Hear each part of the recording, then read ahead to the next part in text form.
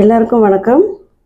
இன்னைக்கு உங்களுக்கு நான் சம்பா ரவை கிச்சடி செஞ்சு காமிக்கலான்னு இருக்கேன். ரொம்ப ஈஸியாக குக்கரில் தாளிச்சிடலாம். அதுக்கு தேவையானது நான் ஒரே ஒரு உருளைக்கிழங்கு எடுத்துக்கிட்டேன், ஒரு கேரட்டு, ஒரு 10 பீன்ஸ் எடுத்துக்கிட்டேன், ஒரு கைப்பிடி புதினா, ஒரு வெங்காயம், ஒரு தக்காளி, மீடியம் சைஸ் வெங்காயம், ஒரு தக்காளி. ஆக்சுவலாக நீட்டு வாக்குலையும் கட் பண்ணிக்கலாம். இது பொடியாக கட் பண்ணி சாப்பிட்டா குழந்தைங்களாம் கொஞ்சம் சீக்கிரம் சாப்பிட்ருவாங்க. நான் சின்ன சின்ன பொடியாக கட் பண்ணிக்கினேன். ஸோ உங்களுக்கு நான் ஒரு 1.5 அழகு ரவை எடுத்துக்கிட்டேன். சரி, எப்படி செய்யலாம் பார்க்கலாம் வாங்க. ஃபஸ்ட்டு ரவையை நம்ம நார்மலாக ரவை வறுக்கிற மாதிரி தான் இதையும் சம்பா ரவையை வறுத்துக்கணும். ஒரு கொஞ்சமாக எண்ணெய் ஊற்றிக்கோங்க.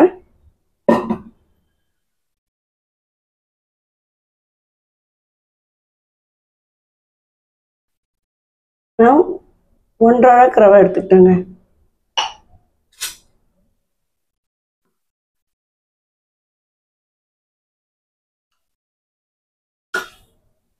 நார்மலாக ரவை எப்படி பண்ணுறோமோ அதே மாதிரி இந்த ரவையும் எண்ணெயில் நல்லா வணக்கிட்டு அதுக்கப்புறம் குக்கர் வச்சு நம்ம தாளிச்சலாம். ஏன்னா இந்த ரவை வந்து கொஞ்சம் சம்பா ரவை வந்து வேகிறது கொஞ்சம் கஷ்டம். அதனால் நான் குக்கரில் தாளிச்சிடுவேன். இதை நம்மளுக்கு உருளைக்கிழங்கு இதெல்லாம் போட்டு கிச்சடி மாதிரி செஞ்சு கொடுத்தா நல்லா சாப்பிடுவாங்க இல்லையா. இதுக்கு தேங்காய் சட்னி தொட்டுக்க நல்லாயிருக்கும். தேங்காய் சட்னி, புதினா சட்னி எது வேணால் செஞ்சுக்கலாம், சூப்பராக இருக்கும். கிட்ட இருந்தே ஒரு 5 நிமிஷம் நல்லா வணக்கி எடுத்துக்கோங்க. ஏன்னா நீங்கள் விட்டு போனீங்கன்னா ரவை எல்லாம் வந்து அடி பிடிச்சி தீஞ்சிடும். நல்லா எடுத்துக்கலாம். நம்ம குக்கர் வச்சுட்டுங்க, கொஞ்சம் எண்ணெய் விட்டுக்கலாம். இதில் வந்து ஒரு லவங்கம், சோம்பு, பிரியாணி இலை, என்னோட அரைக்கீரை கத்திரிக்காய் உருளைக்கிழங்கு ரொம்ப ரெஸ்பான்ஸ் கிடச்சிருக்குங்க, நல்லாவே கிடச்சிருக்கு. அதில் ஒரு நேரம் என்ன கேட்டிருக்காங்க, எனக்கு கொஞ்சம் டிஸ்கிரிப்ஷனில் எல்லாமே கொடுக்க சொல்கிறாங்க. எனக்கு டைம் பத்தலை. கண்டிப்பாக நான் என்னென்ன போடுறேன்றது அந்த டிஸ்கிரிப்ஷன் நான் கண்டிப்பாக என்ன அளவு எவ்வளோ போடுறேன்றது நான் கண்டிப்பாக சொல்கிறேங்க. ரொம்ப நன்றி நிறைய எனக்கு சப்போர்ட் கொடுத்ததுக்காக.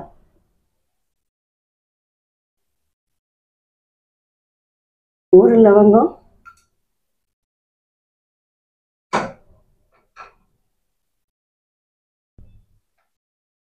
ஒரு பிரியாணி இலை போட்டுக்கோங்க, கொஞ்சம் சோம்பு. நான் இதில் இஞ்சி பூண்டெல்லாம் போடலைங்க.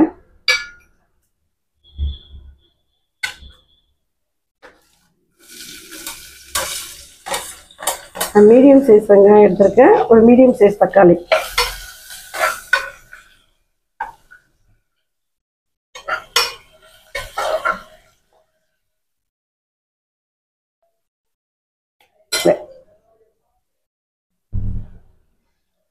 வெங்காயம் வதக்கணுன்னா புதினா போட்டுக்கோங்க. இது நைட்டு டின்னர், காலையில் டிஃபன் சூப்பராக இருக்கும். இது நைட்டு வந்து சூடாக நம்ம சமைச்சு சாப்பிட்டோம்னா நல்லாயிருக்கும். இப்போ டயபெட்டிஸ் பேஷண்ட்டுக்கு நம்ம செஞ்சு கொடுக்குறோன்னா இப்போ உருளைக்கிழங்கு மட்டும் அவாய்ட் பண்ணிக்கோங்க. தக்காளி போட்டுக்கோங்க.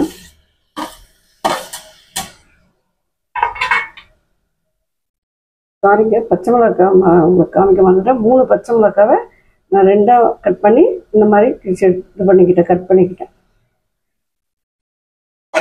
ஏன்னா நம்ம இதில் எதுவுமே காரத்துக்கு போடலை இல்லையா, அதுக்காக வந்து பச்சை மிளகாவை போட்டு ஒரு 3 பச்சை மிளகாய் எடுத்துருக்கேன். தக்காளிக்கு முன்னாடி போட்டுருங்க பச்சை மிளகாய், வெங்காயம், புதினா, பச்சை மிளகாய் போட்டு அதுக்கப்புறம் தக்காளி போடுங்க. ஏன்னா அப்போ தான் அந்த பச்சை மிளகாய் கூட எண்ணெயில் வந்து அந்த காரம் சேர்கிறதுக்கு நல்லாயிருக்கும். தக்காளி வேணுன்னே நம்ம ஒரு காயாக போட்டுடலாம். போட்டு தண்ணியை ஊற்றிட்டு எப்போவுமே உப்புமா செய்கிற மாதிரி தான் ரவையும் போட்டுடலாம். ஆனால் இது குக்கரில் வைக்கிறதுனால ஒரு 4 விசில் விட்டுட்டிங்கன்னா போதும், நல்லா வெந்துடுங்க. இது இப்போ குக்கரில் வச்சுன்னா நல்லா குழஞ்சி வரும், சாப்பிட்றதுக்கும் ஈஸியாக இருக்கும். இதே நீங்கள் வந்து பீன்ஸு,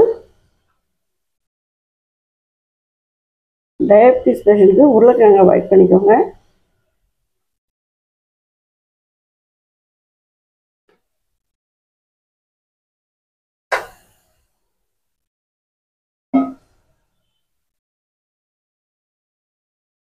கொஞ்சம் மஞ்சள் தூள் போட்டுக்கோங்க.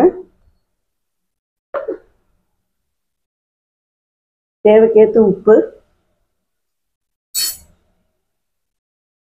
எல்லாம் கலரி கொடுத்துருங்க. அப்படியே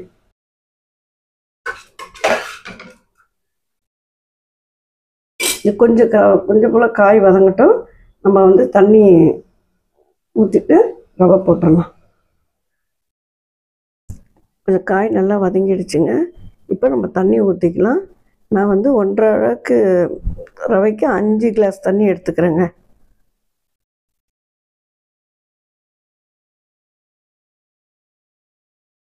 அஞ்சு கிளாஸ் தண்ணி ஊற்றிட்டேங்க. ஆக்சுவலாக இது சம்பா ரவைன்றது சம்பா கோதுமை ரவை.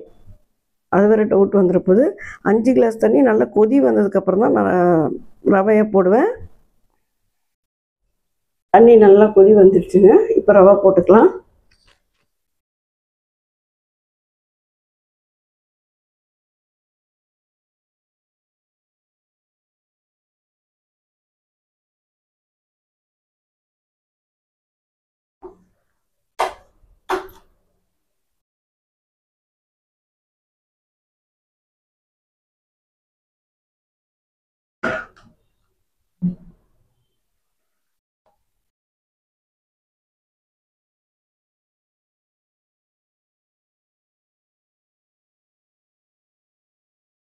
குக்கரை மூடிடலாங்க.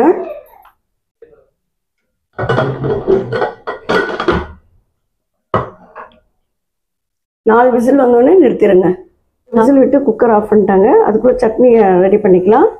ஒரு சின்ன 2 மீடியம் சைஸ் 2 பச்சை மிளகாய், கொஞ்சமாக இஞ்சி,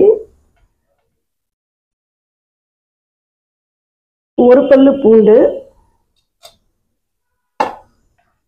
கறிவேப்பிலை, தேங்காய் போட்டுட்டு அதை போட்டுக்கலாம். ஒரு அரை முடி தேங்காய்.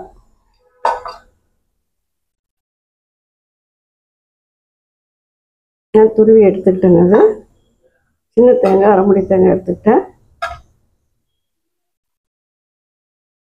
அது கூட கொஞ்சம் பொட்டுக்கடலை. தேங்காய் விட இது கொஞ்சம் கம்மியாக தான் போடணும். அப்போதான் சட்னி டேஸ்ட்டாக இருக்கும். அது கூட கறிவேப்பிலை, கொத்தமல்லி. இப்போ இதை சட்னி ரெடி பண்ணிடலாம்.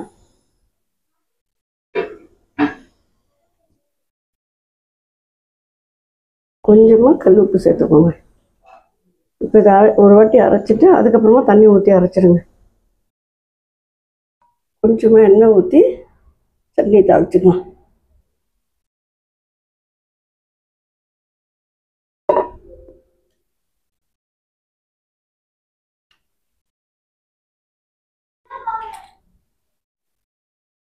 இந்த எண்ணெயில் கடுகு உளுத்தம் பருப்பு போட்டு தாளிச்சிட்டேங்க.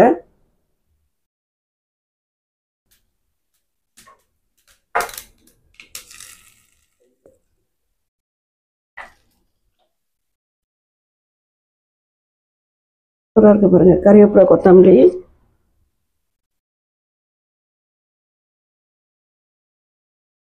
இந்த பக்கம்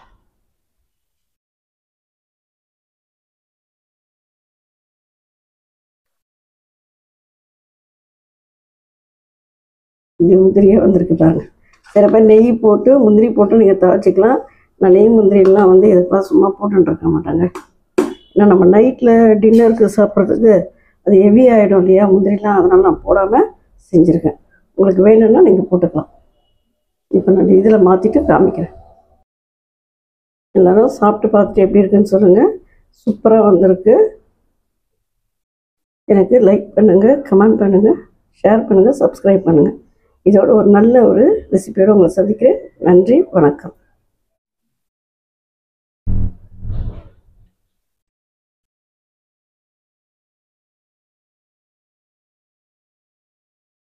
கேக் மாதிரி இருக்கு பாருங்கள்.